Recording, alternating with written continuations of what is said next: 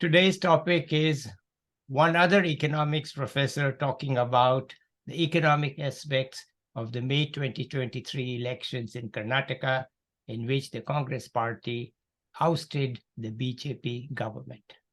Hello, everybody. Good to be with you once again. I'm very lucky to have today with us Professor Vinod Vyasulu. Nowadays, he runs an economic think tank in Bengaluru. He knows the South, he knows the North. He's studied in the US, so he knows the world. And he will talk about the economic aspects of the election in Karnataka. But before he moves to the election itself, he will set the background by first talking about the difference between North and South India and between the BJP in Karnataka and the BJP elsewhere. And then he will give us the economic aspects, the economic implications of this election. So over to you, Prof. Thank you very much, Subodh. It's a pleasure to be here and to speak to your fairly vast audience. I want to make my viewpoint in 3 steps. Yeah. I think it is important in this audience to talk about the differences between North and South. By South, I mean the 5 states, Andhra Pradesh, Telangana, Karnataka, Tamil Nadu, and Kerala. Right. These 5, compared to the rest of the country is vast. We are calling it North. That may not be totally fair. The Northeast is very different. But we are calling it But North. we know we have called you Madrasis for so long. For a long time. You can call us North. It's fair enough, I guess. Fair anyway, enough. for purposes of this talk, it's convenient. Yeah. And the reason I want to say this is if you break up the all India data that we have on any economic aspect, growth rates, employment, or even the social indicators like gender, gender friendliness, nutrition, education, health, take any of these things, there is a huge difference. It's not that there is no variation in the South, but all the southern states taken together and individually as well are well above the average for the North when it comes, for example, to rates of growth of state domestic product. Yeah. It's also true of state per capita domestic product. True. The other things in which the South is different is basically because of a different history. I won't go into that in depth, but the impact today is that it's a society where the population has stabilized. Yes. It is no longer expanding. In Kerala, actually, it is declining. And this makes a huge difference because the all India statistics show population at a growing rate. And when you break it up this way, you see that some of the northern states, like Uttar Pradesh or Bihar, still have high net reproduction rates. So this is one reason. The consequence of this has been that with a higher rate of growth and a stabilized population, per capita has grown. Yes. The economies are more diversified. They're more industrialized. Kerala is not that industrialized, but the South is fairly industrialized. Agriculture is booming. In spite of the fact that vast areas in the South are arid. Not many people know that after Rajasthan, Karnataka is the most arid state in the country. Mm-hmm. And there are parts of Andhra Pradesh, Telangana, Tamil Nadu, which are also often drought prone. Mm-hmm. In spite of this, agricultural growth has been taking place. Okay. So one consequence of this is that parliamentary representation is decided on a basis of population. The idea is to equalize the size of the electorate per elected member of parliament. And a delimitation is due in 2026. The last one was done in 71. Now, a consequence of this is that the number of members of parliament from the south will come down, and the number of parliament representatives from the north will go up, given that the size of the house remains the same. Right. Now, this has obvious political implications I won't go into here. But what this has done is lead the South to feel that because we've done well, we are going to be penalized compared to the North, which is less developed, which has been less vibrant economically, which has been less successful in controlling population, but which, because of its sort of less success, is going to gain electorally. So this is the background in which I want to talk about. Wonderful. The context of this election. Right. Now, the second point I want to move to is By the the way, difference. this point is very clear. There's a summary in, I read a one-sentence summary in a newspaper which said that the North has a baby factory and the South has a jobs factory. Little exaggerated. Yeah. But like most one-sentence comments, more of truth.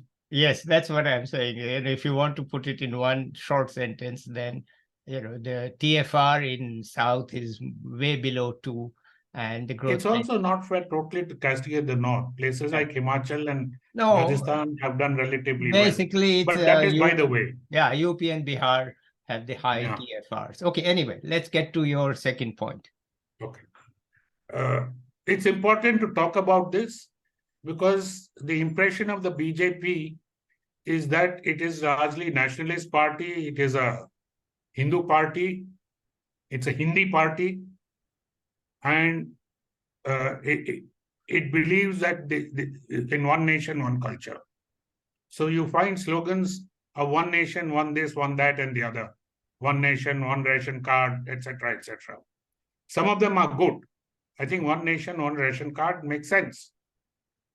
Because if a migrant worker goes from Trivandrum to Calcutta, he should still be able to get his rations. Right. So some of them are good things. I'm not going to dispute that. But it's not a one-size-fits-all. The BJP has been traditionally weak in the South. It had some success in Karnataka. And the reason for that is that the politics of Karnataka was largely around the Congress. When the Congress split in 1969, the Congress organization opposed to Congress Indira, and that sort of splintered over time.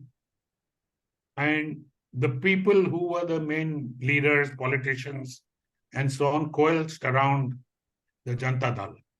Right.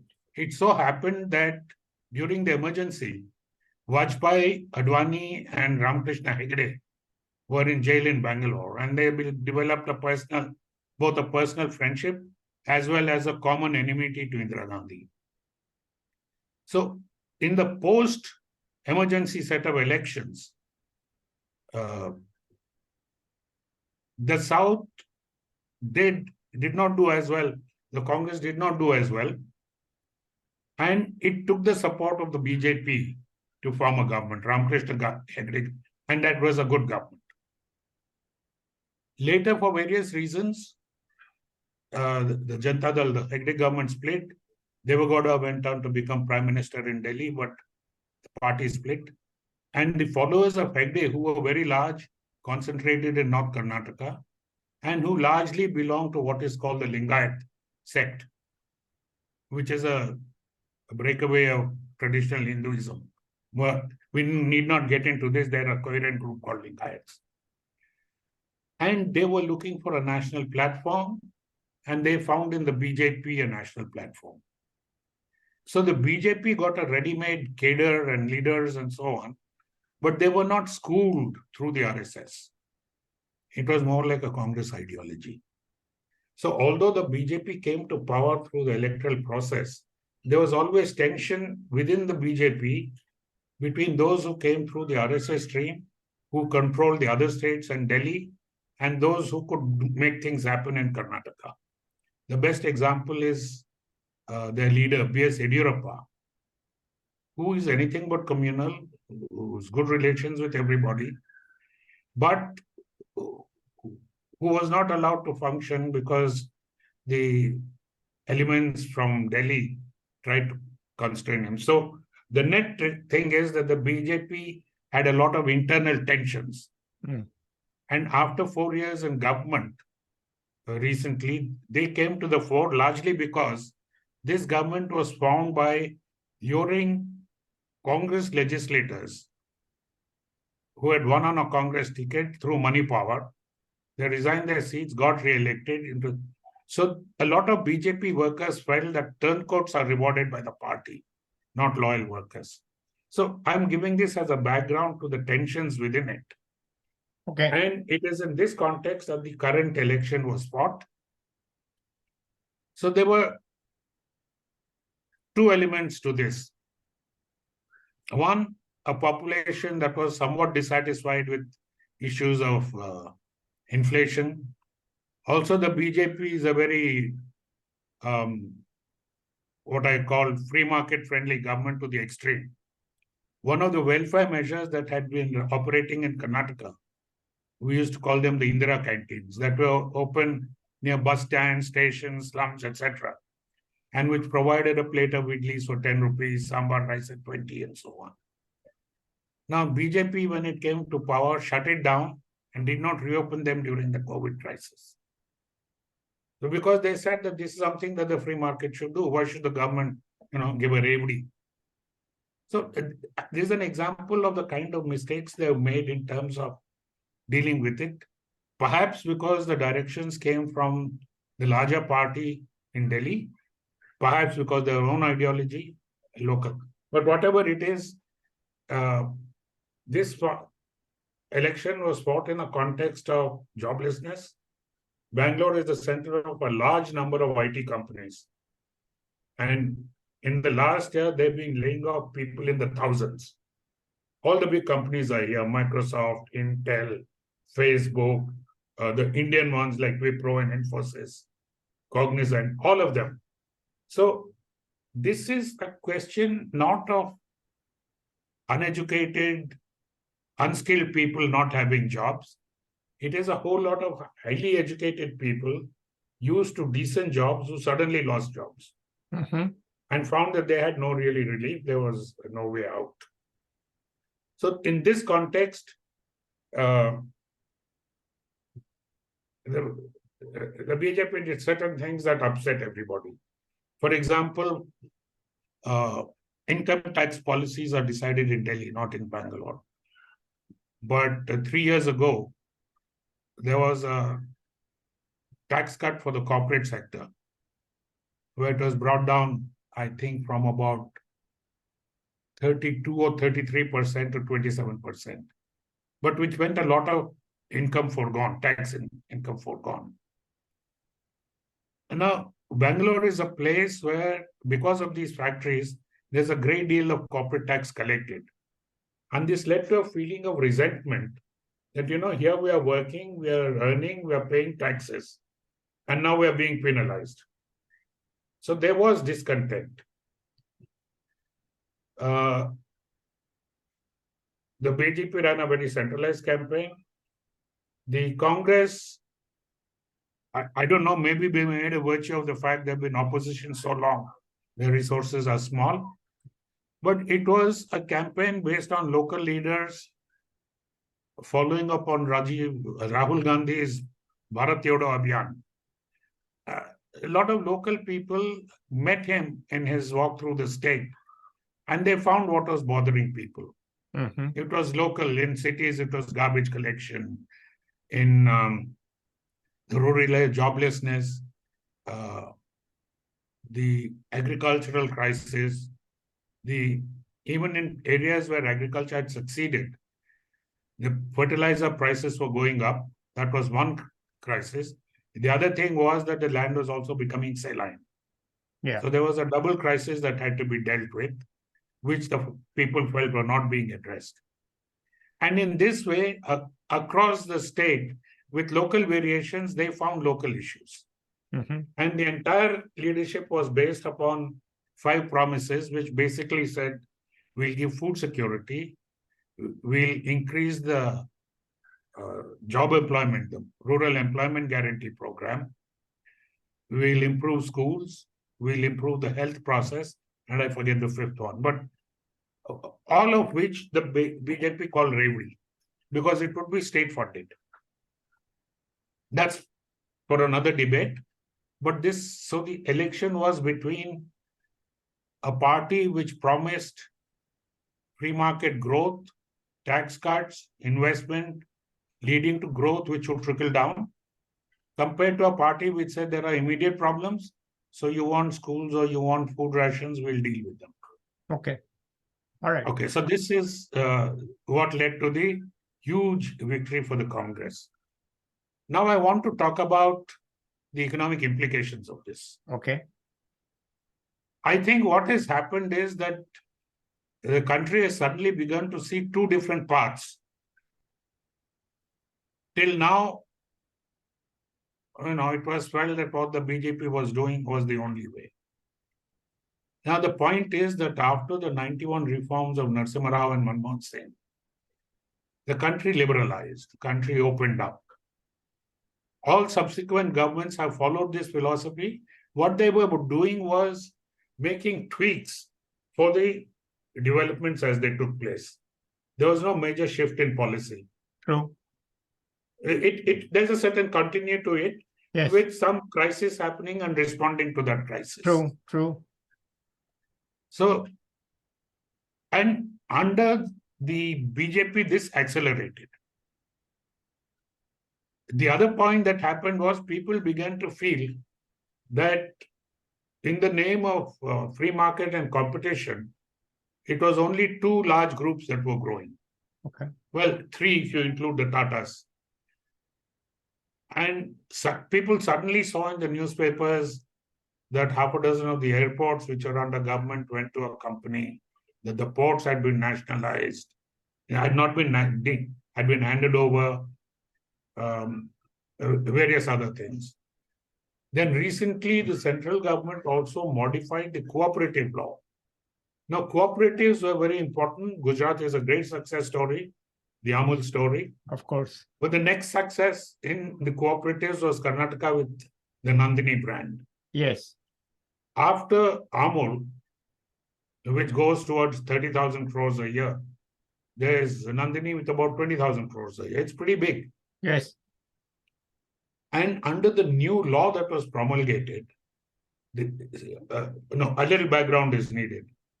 Cooperatives were to work at the state level, and cooperative federations in each state would cooperate with federations in other states. Right.